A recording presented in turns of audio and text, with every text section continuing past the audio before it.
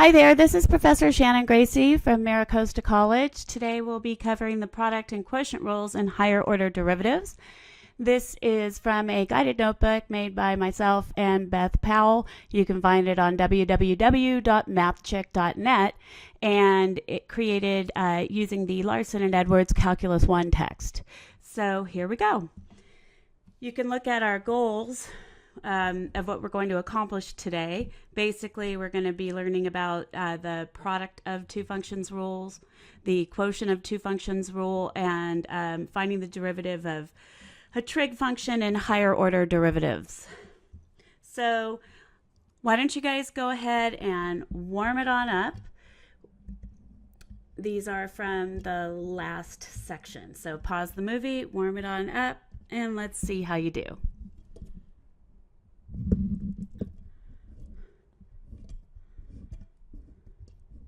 Okay, let's see how everything went. So with this one, did we learn anything about the quotient of two functions, differentiating the quotient of two functions?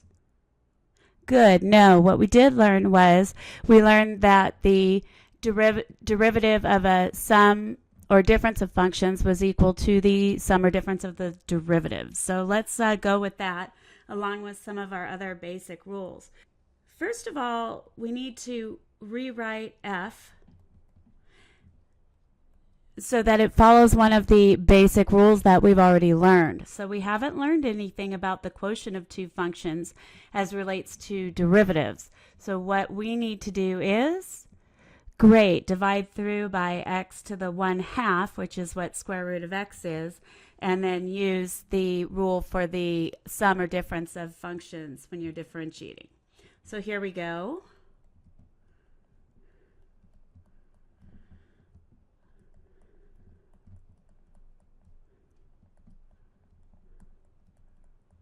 Okay, so continuing to simplify, we will have f at x is, remember when you are dividing common bases, you subtract the exponents.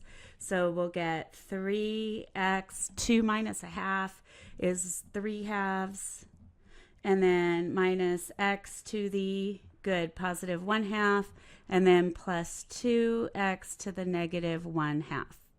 Now we can go ahead and differentiate both sides with respect to x.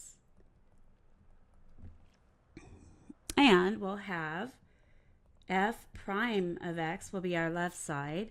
And then here, remember that we can bring that derivative into each term. And I'm going to go ahead and bring it inside the constant in the function as well. So we'll have 3 times d dx of x to the 3/2 minus d dx of x to the 1/2 and plus 2 times d dx of x to the negative 1/2. Okay, so far? Awesome. So now let's go ahead and use our power rule.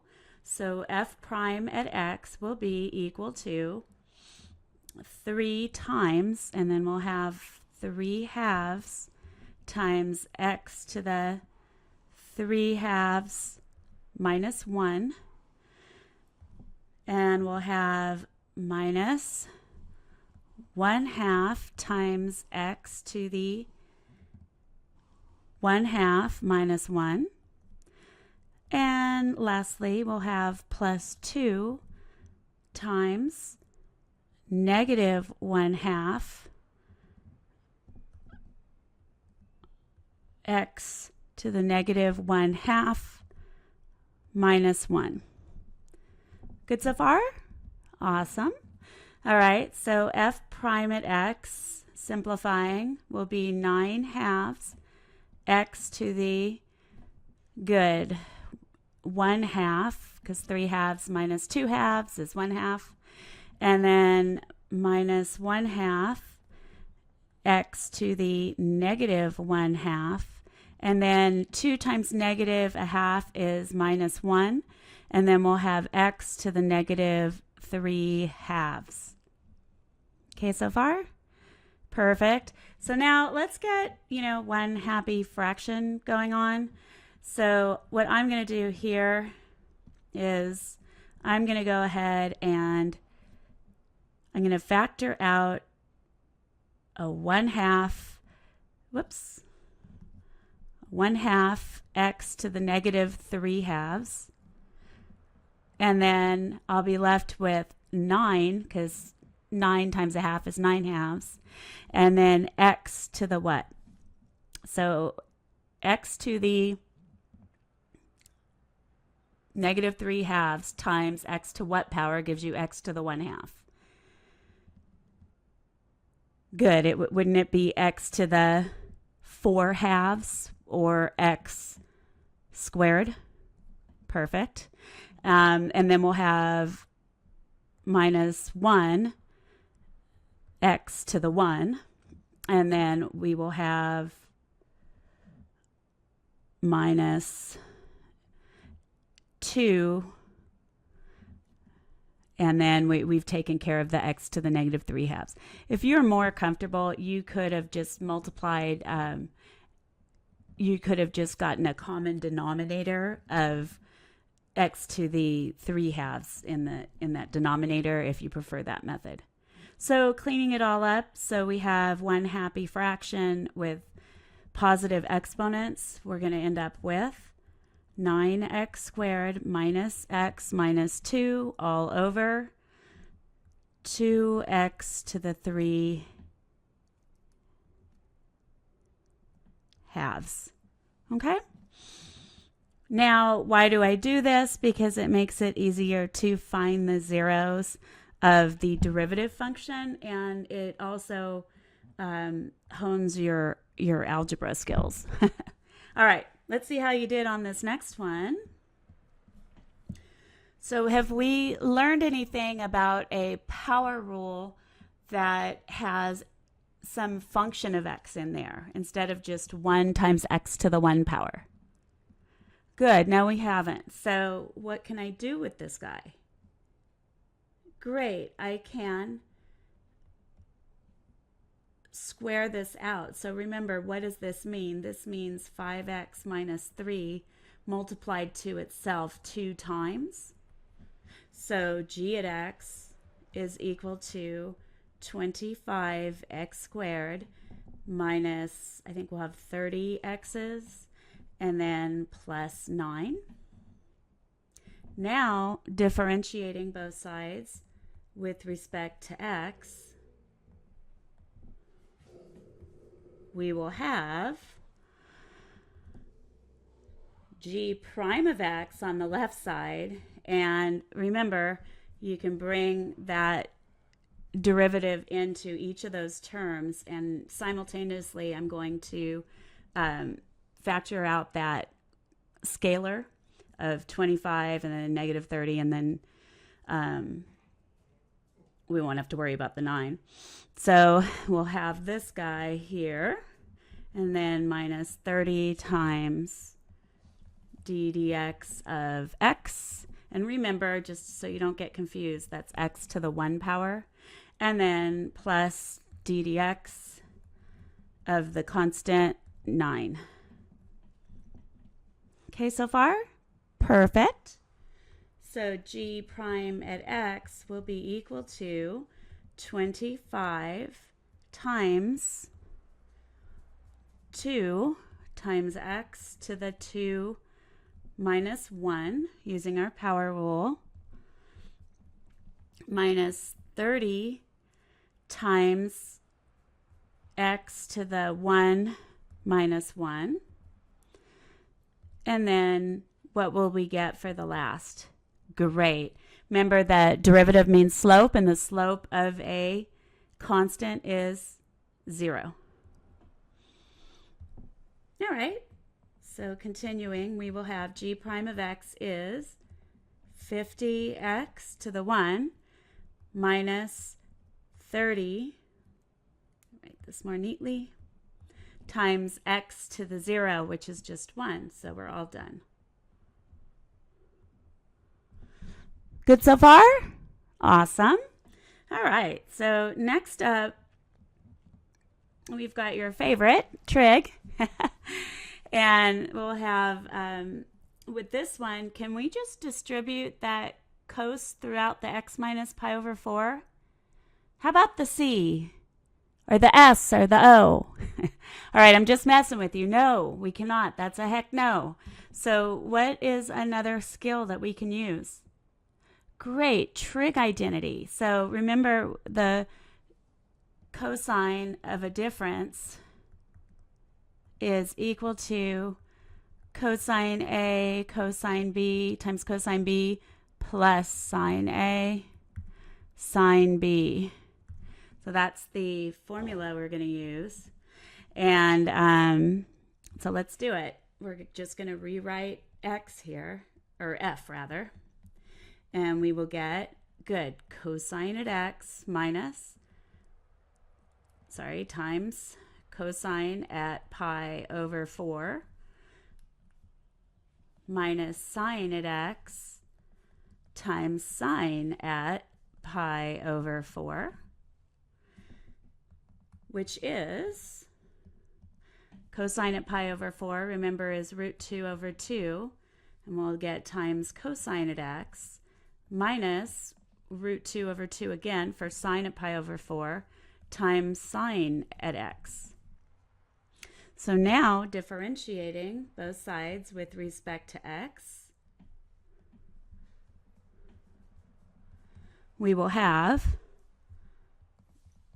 f prime of x is equal to root 2 over 2 times d dx of cosine at x minus root 2 over 2 times d dx of sine at x, and this will be f prime of x is root 2 over 2 times,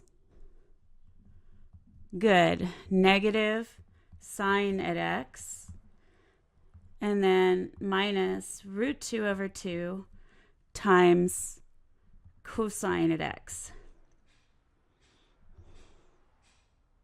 So, I don't know, we can pretty it up just a little bit by factoring out a negative root 2 over 2, and we'll get sine at x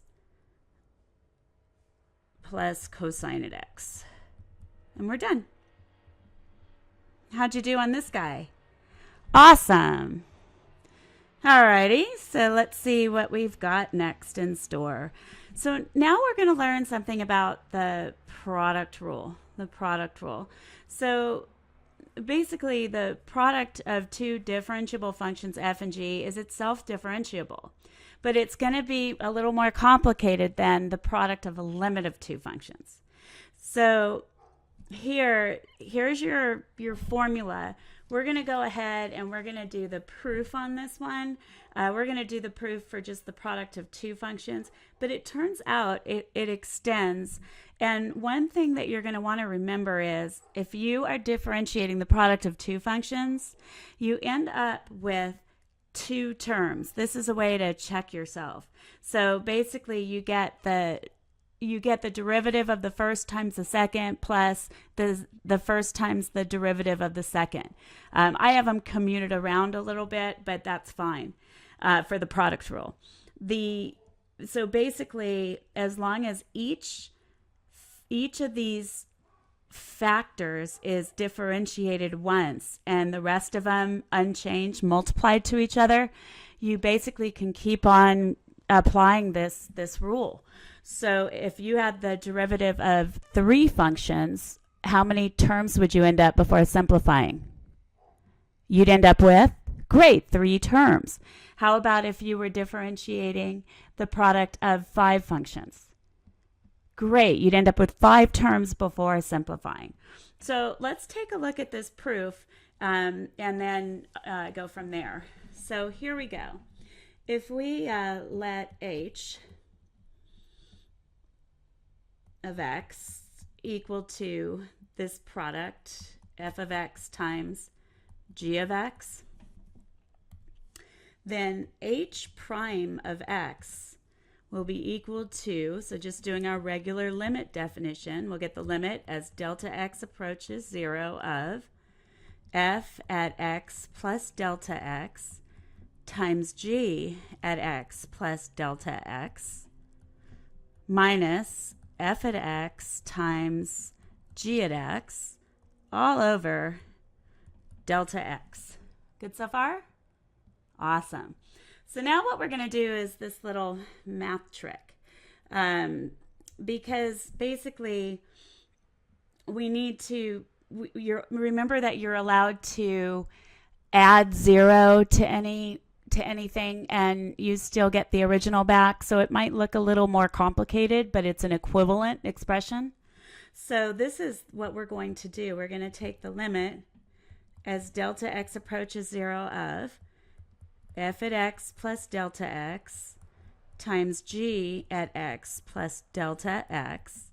And then we're going to go ahead and we're going to add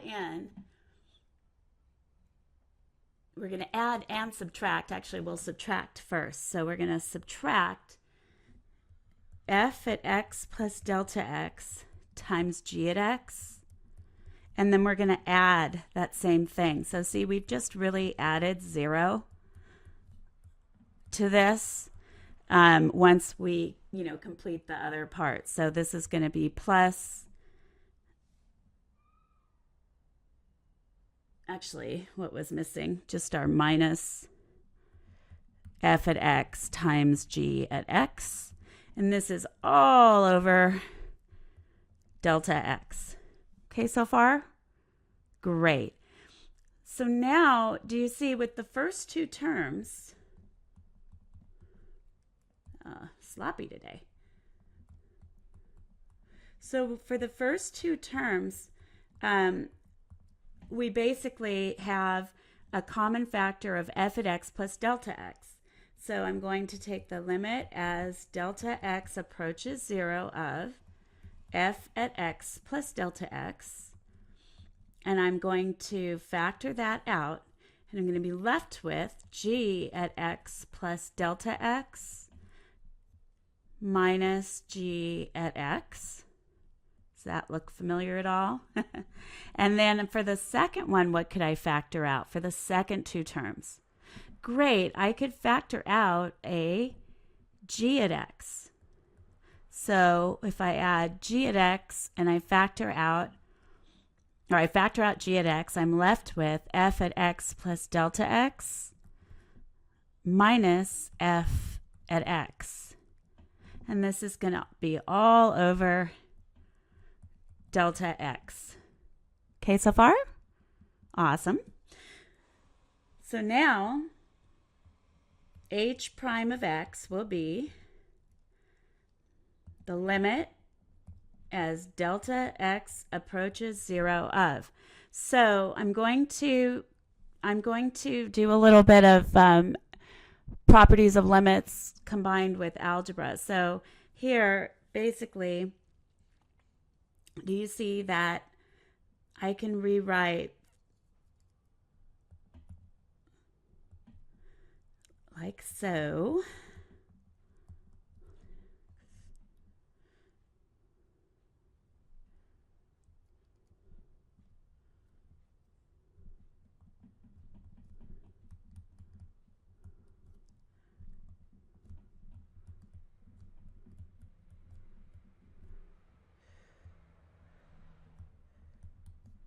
And then over here, I'll have plus the limit as delta x approaches 0 of g at x times f at x plus delta x minus f at x all over delta x.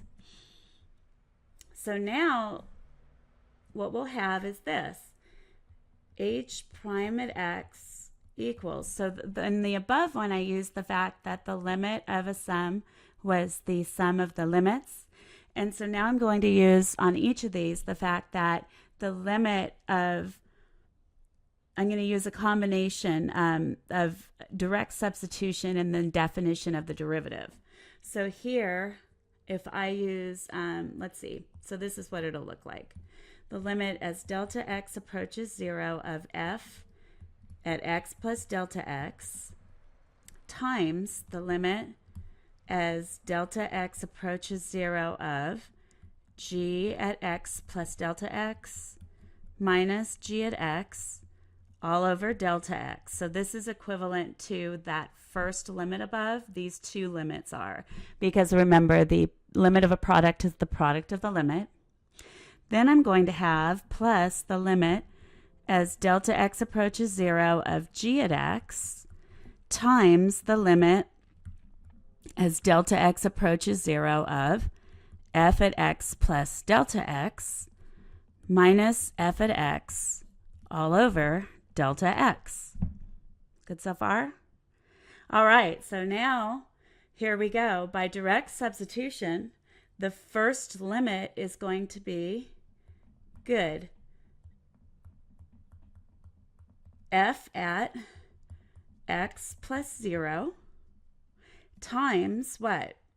Beautiful, g prime at x, and then plus, great, g of x, because there's no delta x to plug in, times f prime at x.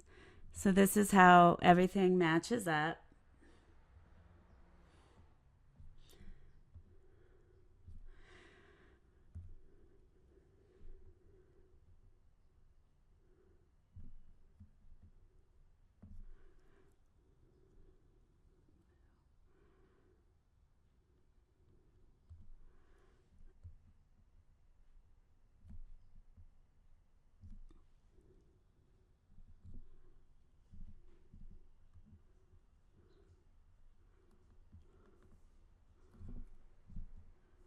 Good so far?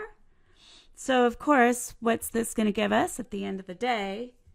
H prime of x is equal to the f at x times g prime at x plus g at x times f prime of x.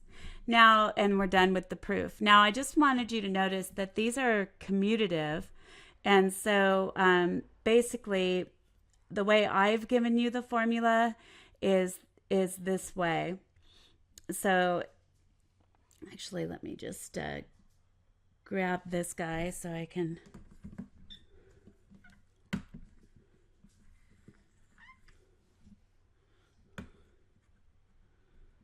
copy it and show you.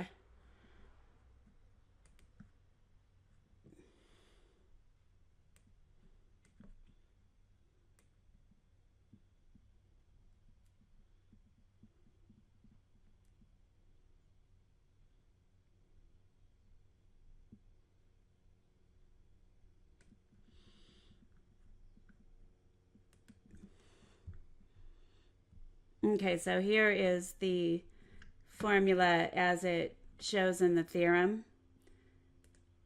Or actually, this is the way it shows in your book.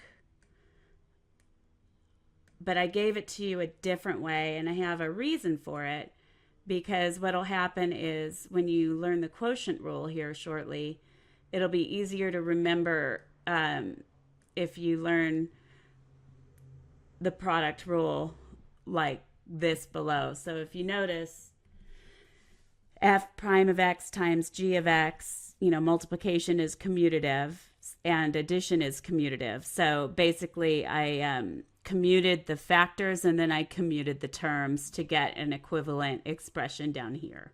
So whichever way you want to do it is fine. I show you guys using it written in this format. Most textbooks show using this format because of the fact that that's how you end up with the proof. Okay? All right. So now let's continue on. Let's do some examples here. So one of the biggest things is to recognize, when you have factors and what is your strategy. So here, g at x, what do we usually say? Oh, that's equal to x cosine x. But what is it? X times cosine at x, right? So your first function is x, and your second function is cosine at x. So using our formula, so remember, if we put it up here, so d dx of f at x times g at x is equal to f prime at x times g at x plus f of x times g prime at x. Actually, how did I write that one? I don't want to confuse you too much. Yep. Okay. So here we go. So now let's do it. So we recognize that we have a product of functions. So setting it up, we have g prime of x equals the derivative with respect to x of the first function times the second function unchanged plus the first function x times the derivative with respect to x of cosine at x, our second function. Right? So we've done all these problems just in smaller, pieces. So now we're just putting together more pieces. So what is the derivative with respect to x of x? Good, that's just going to be 1. I'm going to go a little bit faster now. And then we'll have this cosine at x hanging out. And then we'll have plus x times, what was the derivative with respect to x of cosine at x? Awesome, that is negative sine at x. So putting it all together, just so you can match it up, the d dx of x, we got 1. And then d dx of cosine at x, we got negative sine at x. And so we have, cleaning it all up, we've got g prime at x will be equal to cosine at x minus x times sine at x, and you're all done. How'd you do? Awesome. All right. So next up, let's see what we have going on. Again, we have something, a binomial being squared, right? Well, not really a binomial, but something with two terms that's being squared. So we don't have, any kind of formula for that guy yet. So let's go ahead and start by rewriting this in a format that we know. Now, since we're just learning about the product rule, I'm going to do this using the product rule. But on an exam, if I gave you this problem, if you wanted to multiply it out, you could certainly do that. But I'll write it like this. Okay, so far? Now, differentiating both sides with respect to t this time, because t is our independent variable. We will have, and actually, I should have probably done that up there, but I was lazy. Anyway, I'll be good from now on. So now what we'll have is, we will have h prime at t is equal to, so the derivative of the first, d dt of 3 minus t to the 1/2 times the second one, 3 minus t to the 1/2 plus the first, which is 3 minus t to the 1/2 times the derivative with respect to t of the second one, which happens to also be 3 minus t to the 1/2. Good so far? Great. So now let's do it. H prime at t is equal to, so be careful. Remember that this is I'm going to start going a little faster. D dt of 3 is, great, 0. So for that first term, we get 0. And then minus, great, 1/2 t to the 1/2 minus 1 using the power rule. and then times this guy unchanged, and then plus 3 minus t to the 1/2. And you see this derivative will end up being the same. I'll write it all out, but it's going to be the same as that first one you did in this case.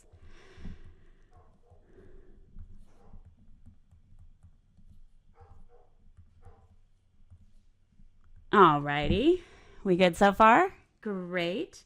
So h prime at t is good. Negative 1/2 t to the negative 1/2 times 3 minus t to the 1/2. And then I'm going to put this other one in front, and we'll have a minus 1/2 t to the negative 1/2 times 3 minus t to the 1/2. And do you guys see that we've got like terms here, right? So basically we can combine those coefficients, the negative 1/2, and at the end of the day, well, almost at the end of the day, on our next step, we'll get negative 1 t to the negative 1/2 times 3 minus t to the 1/2. And then writing this without any negative exponents, we'll just have negative 3 minus t to the 1/2 all over t to the positive 1/2, or root t if you prefer. Good so far? Awesome.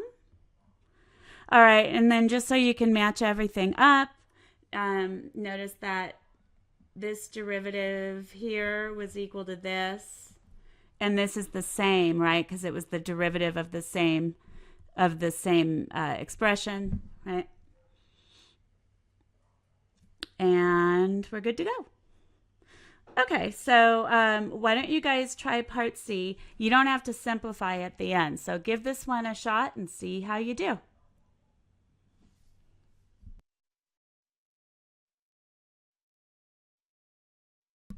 Okay, let's see how you did.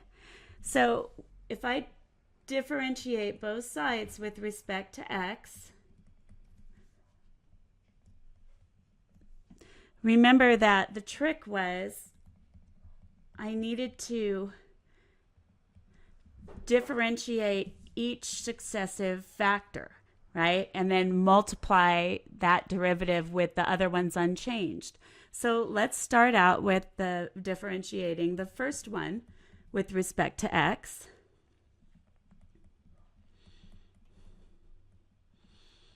And then these guys stay unchanged.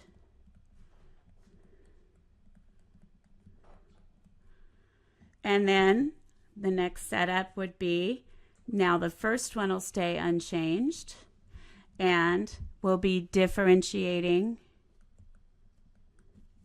with respect to x.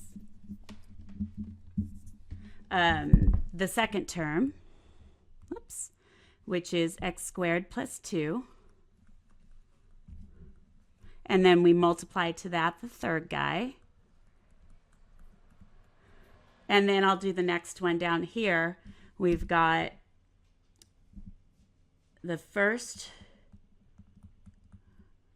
times the second factor. And then we're going to be doing times dx of this third guy. And this really brings home the setup. Do you see? We had three factors, three functions, right? That we were, the product of three functions we were differentiating, and we got three terms at the end. So this is the first term before simplifying, second term, and third term. Okay, so let's see what we got. F prime of x is, so we get for this guy, we'll have 3 times x to the, 3 minus 1, and then minus 1, because the derivative with respect to x of x is 1. And then times x squared plus 2 times x squared plus x minus 1. And then we'll have plus x cubed plus x times this derivative will be 2 times x to the 2 minus 1. And then the derivative with respect to x of 2 is, great, 0. All right, sorry about the dogs, guys. And then we'll finish off by saying x squared plus x minus 1. And then the last one, we'll have plus. Oh, I forgot to put a plus sign in between them before.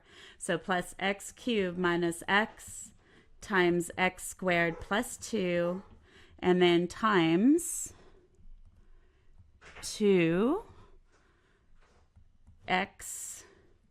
to the 2 minus 1.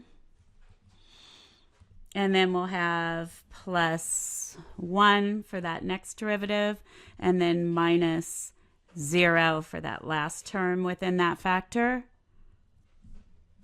And then we'll simplify a little, but you don't have to get this completely simplified. So we'll end up with 3x squared minus 1 times x squared plus 2 times x squared plus x minus 1 plus x cubed plus x times 2x to the 1, and then plus x squared plus x minus 1.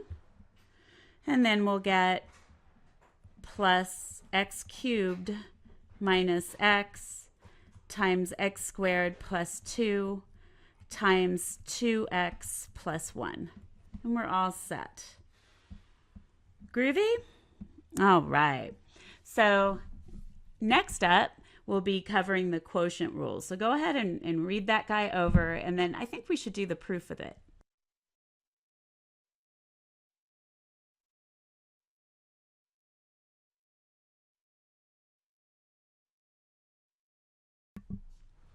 Okay, so basically, if you look at the numerator for the quotient rule, well, first of all, notice that it's not the quotient of the derivative. So again, it departs from the limit of a quotient. So now, look at the numerator. Do you see that it's the same as the way that I gave you the formula for the product rule, except there's a minus in between them? So that's a good way to kind of remember the numerator. And hopefully the proof will help you remember, why the denominator is what it is. So let's go ahead, and I'm going to go ahead and add a page in, and then we'll do the proof for this guy.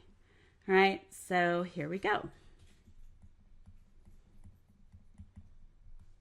So, applying our limit definition, first of all, let's just let h of x equal to f of x over g of x, right?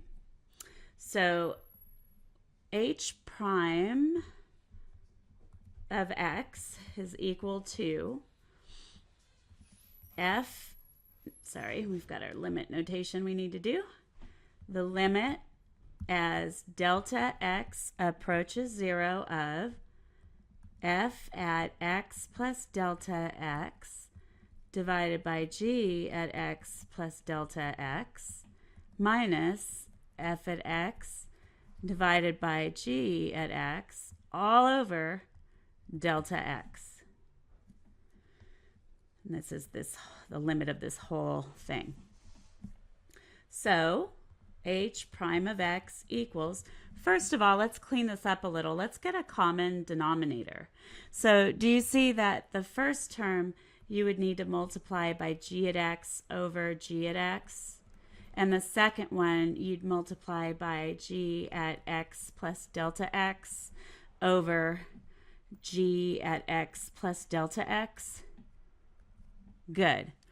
And so we'll have f at x plus delta x times g at x minus f at x times g at x plus delta x all over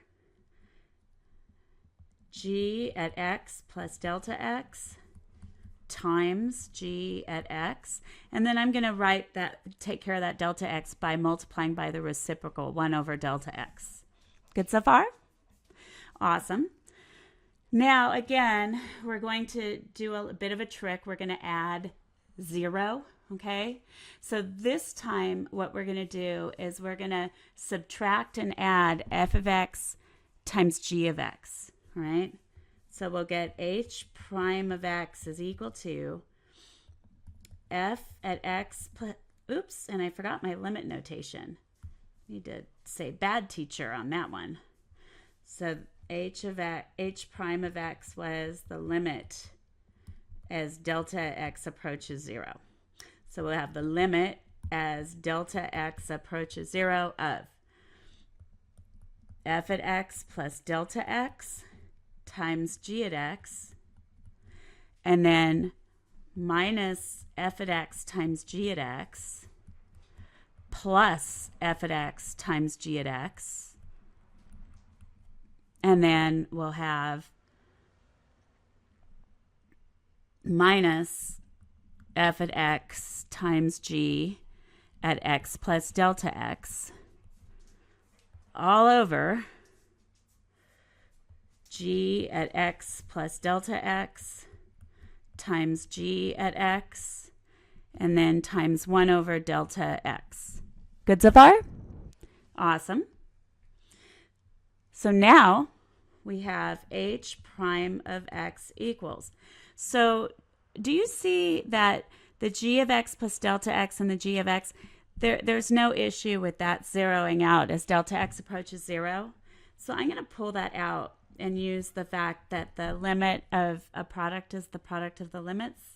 So we'll have the limit as delta x approaches 0 of 1 over g at x plus delta x times g at x times the limit as delta x approaches 0 of, and now I'm going to go ahead and factor out like terms.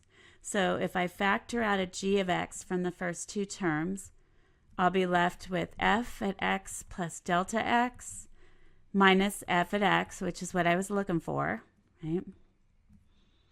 And then if I factor out from the second two terms, if I factor out a negative f of x, do you see I'll be left with a little algebra, I'll be left with g at x plus delta x minus g at x.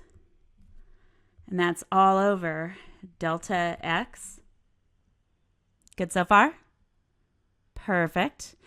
So now, applying direct substitution on that first limit, what I'm going to have is 1 over g at x plus 0 times g at x. And then over here, I'll split this up a little bit creatively. So using a combination of properties of limits.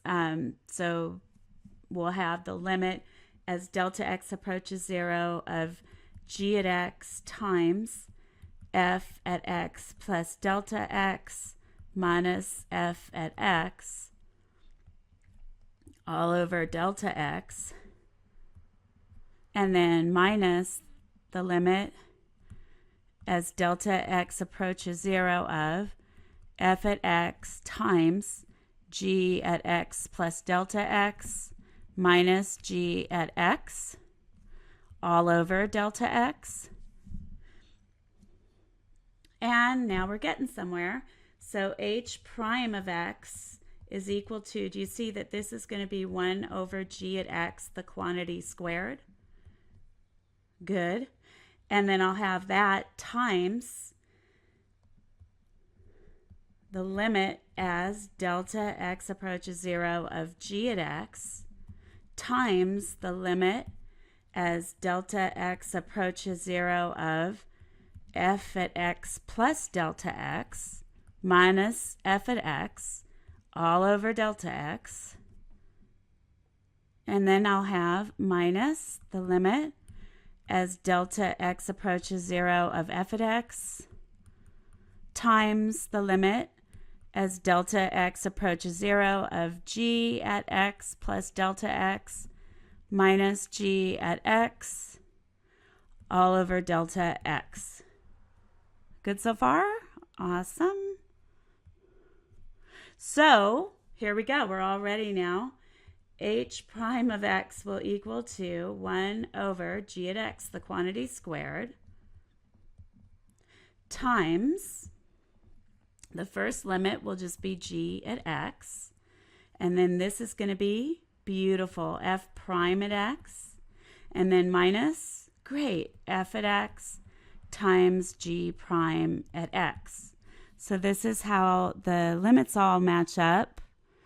So we get this limit is this, because there's no delta x in there. And this limit here is f prime at x. This limit here is f at x because there's no delta x to plug in. And this guy here is g prime at x. So cleaning it up, I'm writing it as one happy fraction. H prime of x is going to be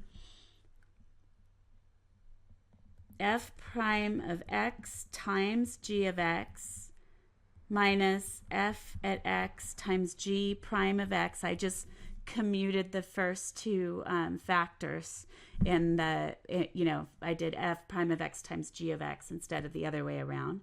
And that's all over g at x, the quantity squared, and we're all done. All right? Aren't these math proofs awesome? Okay, so now let's go ahead and work on these problems. And again, what you're going to want to start doing as you go through, your homework and everything, you're going to want to start thinking about, okay, what do I have going on here? Is it really a quotient? Can I use algebra? What is the best way to work this problem? Your biggest thing is going to be strategy, okay? So here we go. What do we have going on with part A? Great. We have a quotient of x to the fourth divided by x plus 1. So g prime at x will be equal to. So we were supposed to have the derivative, or actually, you know what? Let's do this. I'll do it over here. d dx, d dx. All right, so g prime of x will be equal to d dx of the numerator x to the fourth times the denominator, which is x plus 1, minus the numerator, which is x to the fourth, times the derivative with respect to x of the denominator, which was x plus 1, all over the denominator, which was x plus 1, squared. Good so far? Awesome. So there we have our setup. So g prime of x will be, so now we'll have, going to go a little faster. We'll get 4x cubed for that first derivative times x plus 1 minus x to the fourth times 1 plus 0 all over x plus 1, the quantity squared. So if you want to match these guys up, this derivative resulted in this, and this derivative here resulted in that one. Okay, and let's see if we can clean this guy up. G prime of x is going to be, I'm going to distribute, so we'll get 4x to the fourth plus 4x cubed minus x to the fourth all over x plus 1, the quantity squared. And so we'll have g prime of x is equal to, let's see, it looks like we'll have 3x to the fourth plus 4x cubed all over x plus 1, the quantity squared. And then just always kind of keep in mind as to what is going to be the easiest way for us to find the zeros of the derivative? Well, if it's in factored form, it'll be easier. So if we factor out an x cubed, we'll be left with 3x plus 4 all over x plus 1, the quantity squared. All right, how's it going? If you need to take a break, take a break. Sometimes it can get a little mind-boggling. Okay, so why don't you guys pause the movie and try this next one and see how you did, okay? Or see how you do. All right, let's see what happened. So here we go. First of all, let's rewrite h of t as t over t to the 1/2 minus 1. And now we'll be differentiating both sides with respect to, great, t.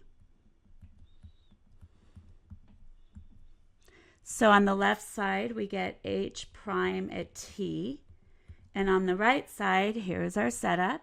So we're going to have d dt of t times, great, t to the 1/2 minus 1 minus t times d dt of t to the 1/2 minus 1 all over t to the 1/2 minus 1, the quantity squared. Good so far? Great. So we'll have h prime of t equals 1 times t to the 1/2 minus 1 minus t times 1/2 t to the negative 1/2 minus 0 all over t to the 1/2 minus 1, the quantity squared. So the first derivative is this one. Our second derivative here is all of this. And now let's clean it up. So h prime at t equals t to the 1/2 minus 1 minus,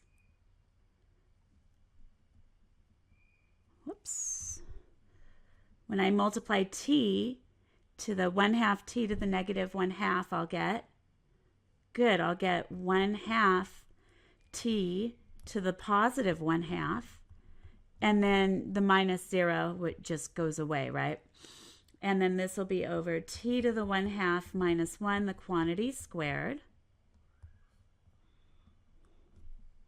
So now h prime at t will just be, I've got like terms. I have 1 t to the 1/2 minus 1/2 t to the 1/2. So that'll give me 1/2 t to the 1/2 minus 1 all over t to the 1/2 minus 1, the quantity squared. But I still have a complex fraction. So in order to bring that 2 down, I got to multiply this guy by 2 over 2. So I'll end up with t to the 1/2 minus 2 all over, all over 2 times t to the 1/2 minus 1, the quantity squared. And now we're all good to go. Okay? How we doing? How's that algebra coming? All right, so on to the next. Let's derive some of these trig derivatives. So here, and in the future, you'll just remember what the result is when you differentiate tangent at x, but we're going to show you where it comes from. So f at x, do you agree, is equal to sine at x divided by cosine at x? Good. So if I differentiate both sides with respect to x, I will have f prime at x is equal to d dx of sine at x, the numerator, times the denominator unchanged minus the numerator sine at x times the derivative with respect to x of the denominator, which is cosine at x. And that's all over cosine at x, the quantity squared. Okay, so far? Great. So we'll have f prime at x equals.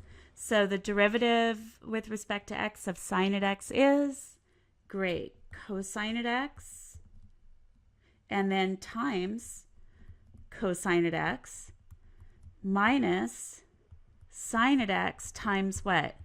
Good, negative sine at x all over cosine at x, the quantity squared. So let's match up our derivatives. So d dx of sine at x was cosine at x. d dx of cosine at x was our sine at x. And let's see what we get. We get f prime of x is equal to cosine squared at x minus a minus is plus sine squared at x all over cosine squared at x. But what is that? Great. F prime of x is equal to 1 over cosine squared at x. And so finally, f prime of x is secant squared at x. Pretty cool, huh? So this guy, just so you know, came from the trig identity, the Pythagorean identity. Cosine squared at x plus sine squared at x is 1. And then using the reciprocal identity, 1 over cosine squared at x is secant squared at x. All right? So here are the derivatives of the rest of the trig functions, and you can derive them in the same fashion. So I'll leave that as an activity for you guys, but you just use the reciprocal rules and the quotient rules to derive those. But you do need to memorize them all. Okay, so basically every formula we learn in chapter 2, we need to memorize immediately. So the easiest way is to keep writing the formulas on note cards or before you do each problem or whatever it is. Okay, so here we go. Why don't we find the following derivatives here? So this one has x's, so we'll be differentiating with respect to x. So we'll get g prime of x is equal to negative 2 times d dx of cosecant at x. But what is cosecant, the derivative with respect to x of cosecant at x? Good. It is going to be g prime of x is equal to negative 2 times negative cosecant at x times cotangent at x. So this here has a result of this guy.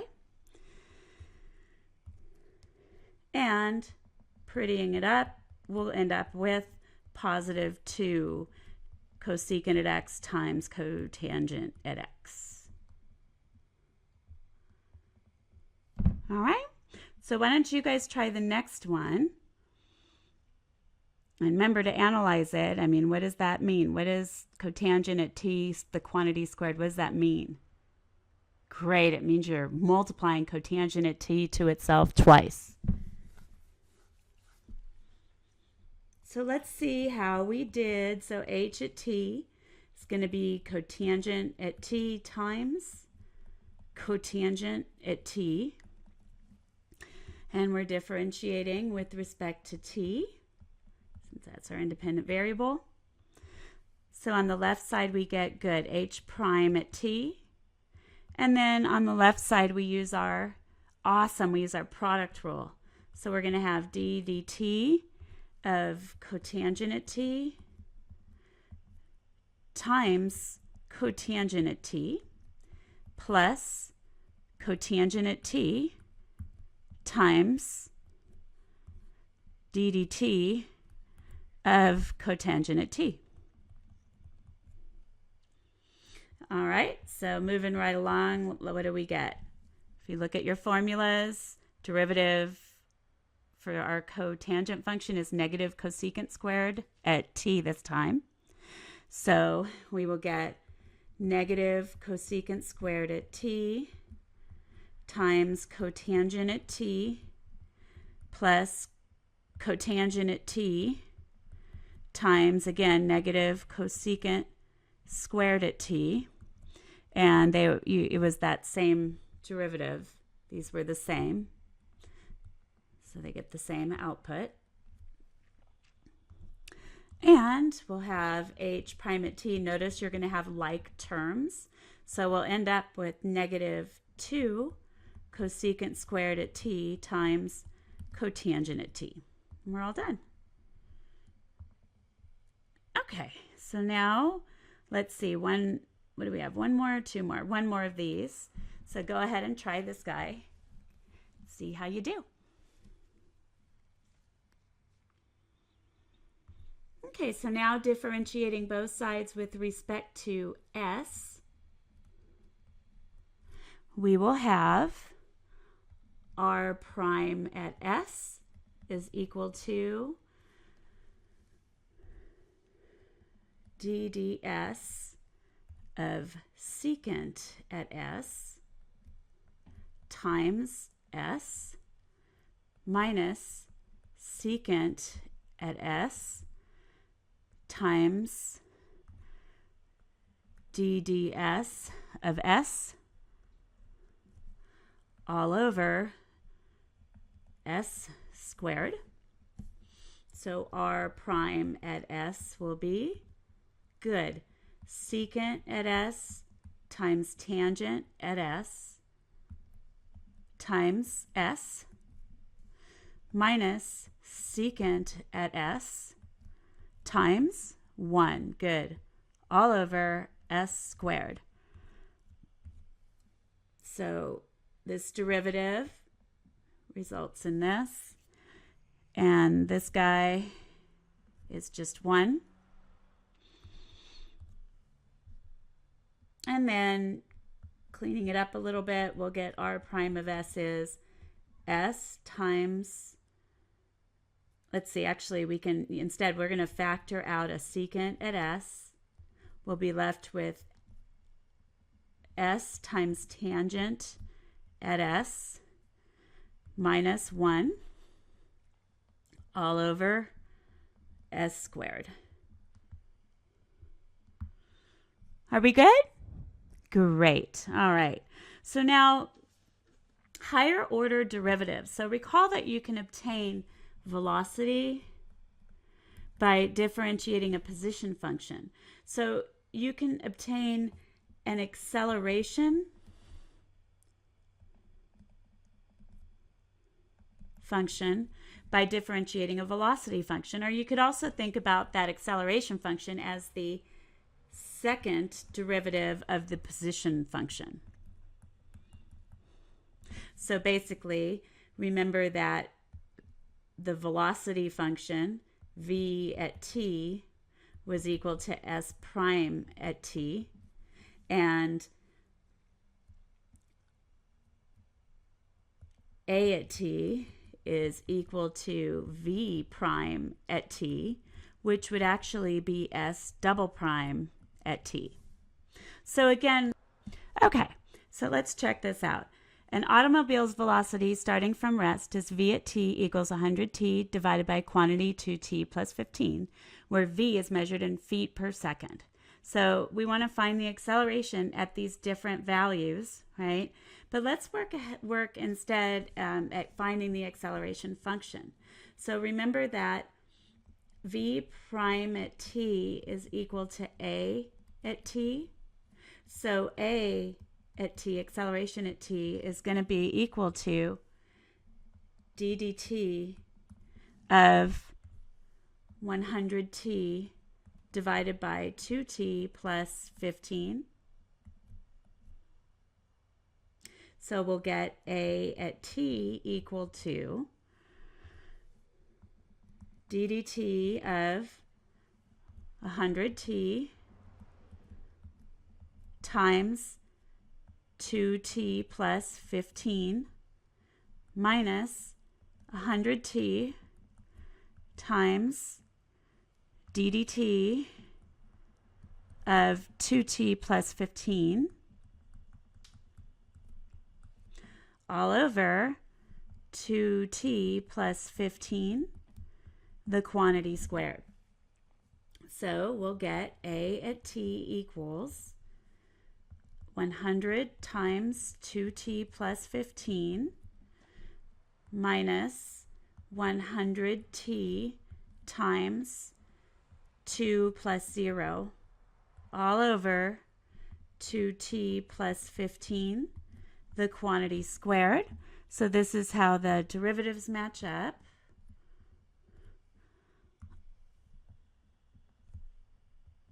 And we'll get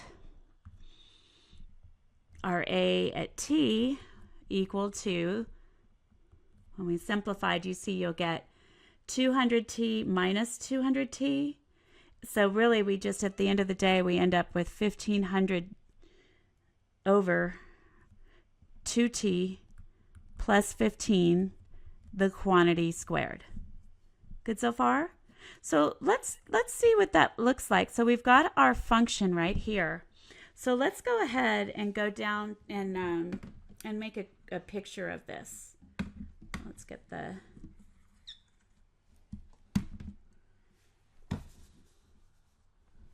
see if I can get my mouse to work here. Oh, here we go.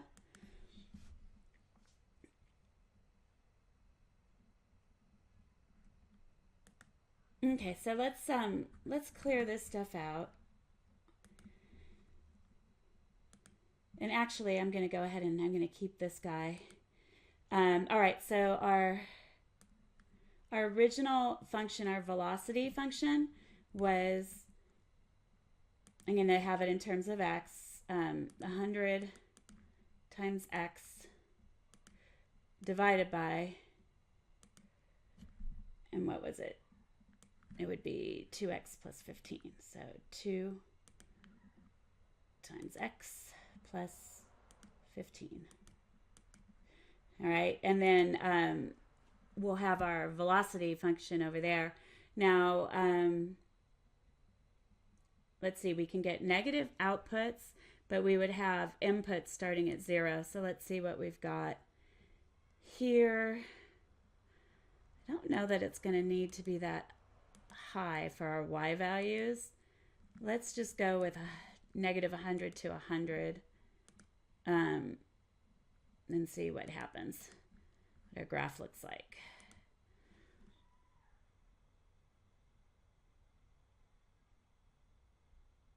Yeah, we don't need it to be so big. So let's adjust our window again. And let's go, we can do maybe negative 30 to 30 maybe. And we could have our scale go by 5s. That looks like. Why is it so low? Did I do something weird? I think I did. Okay, let's go back to the window. Oops. Yes, I did y min is 300.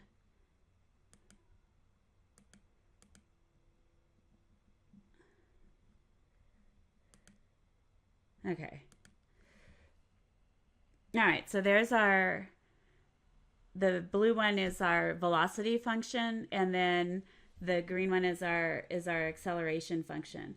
So notice that the acceleration is higher initially and then it drops. So if you just kind of compare, how that is like when you're in a car, initially you're accelerating a lot, right?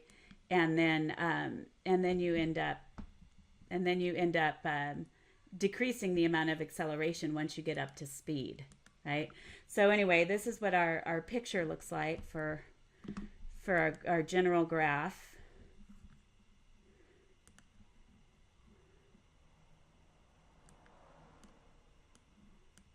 right? And so I'm just going to go ahead and punch in values. We're interested at 5, 10, and 20 seconds. 5, 10, and 20 seconds. So A at 5 equals, just going to go down and I'm going to calculate values.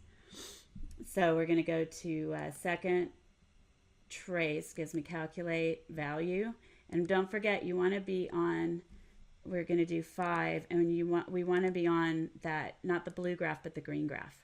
So we get 2.4, and this is going to be in what? It's in good feet per second, or feet per second squared. Okay? And then at 10 seconds, again, plug it in. I'm just evaluating. I'm just evaluating the acceleration function at these different values. So now let's do 10. And we're still on our green. So 1.224, we'll say. So A at 10 is approximately 1.224 feet per second squared. Now, in order to get A at 20, what am I going to have to do with that graph? Good, I'm going to have to increase the window, right? So we'll have the window, the X is going to need to go further. I'll just send it to 30. Hit graph.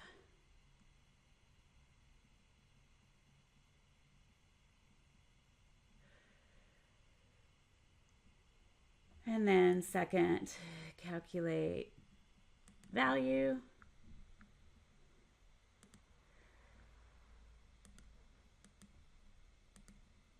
And again, we want to be on the green graph for acceleration. So we'll have approximately 0.4959, I guess.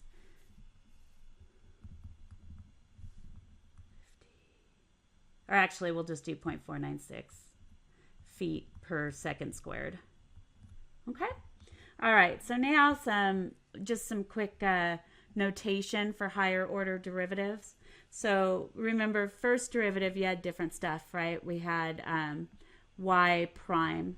We had f prime at x. We had dy dx. We had d dx of f at x, which is kind of what I've been showing you a lot, splitting them up. And then we had that other one, not quite as common.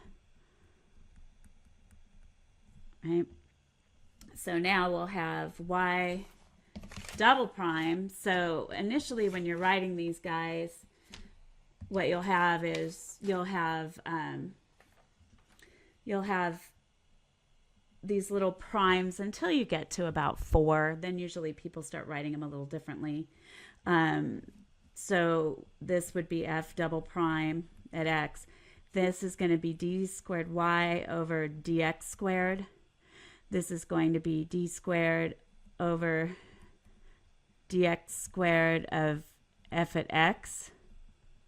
And then this would be d squared x at f of x. And then, keeps going on. Y triple prime, f triple prime at x. And then you'd have it like this.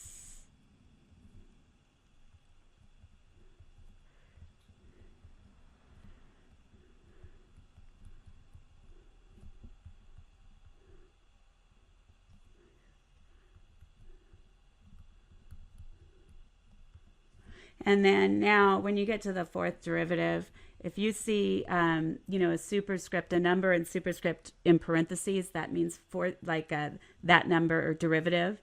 So this is fourth derivative, same thing here. And then these would just kind of go as they've been going.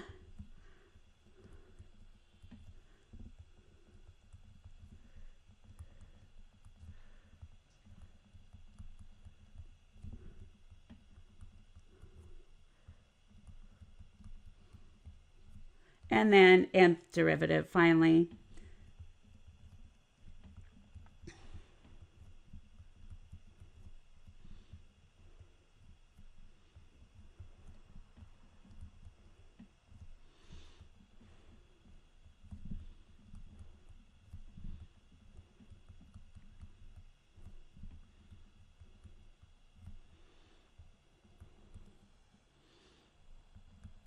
Okay.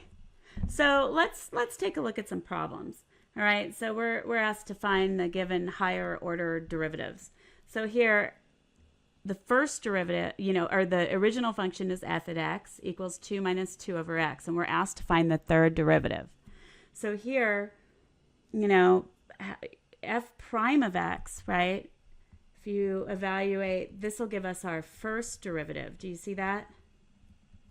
And actually, you know what? Let's rewrite f. So f of x is equal to 2 minus 2x to the negative 1, right? That'll be a nicer way to do it. And so differentiating both sides with respect to x will give us our first derivative. So this is f prime of x will equal to 0 minus negative 1 times x to the negative 2. Are we okay with that? So cleaning that up, the first derivative is going to be positive x to the negative 2. Now, differentiating with respect to x, both sides of this one is going to give us the second derivative. So f double prime at x is equal to negative 2 times x to the negative 2 minus 1, which is negative 3. So I'll rewrite that up here. And then finally, getting to our third derivative. So you just keep differentiating till you're at the derivative you want to be at. So our third derivative, x, is going to be negative 2 times negative 3x to the negative 4. So f triple prime at x is going to be positive 6x to the negative 4. And then writing it as a, with positive exponents, we'd have 6 over x to the 4th. Okay? All right, so I think this might be our last problem.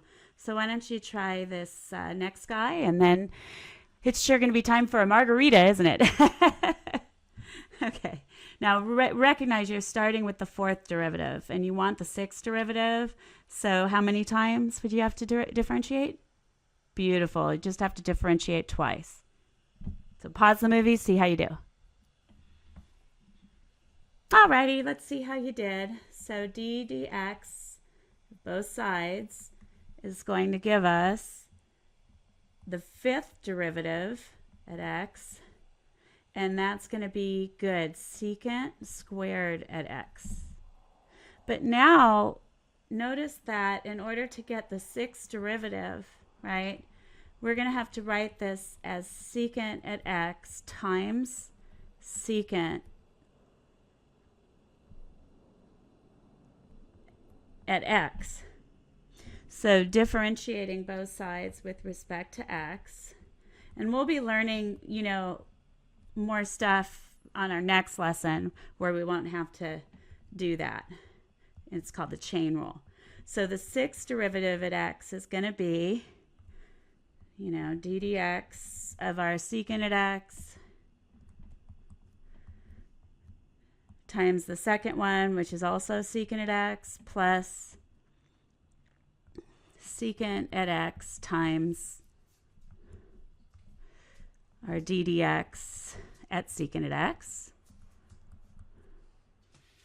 So our sixth derivative at x is good. We'll get secant at x times tangent at x times secant at x plus secant at x times, great, secant at x times tangent at x.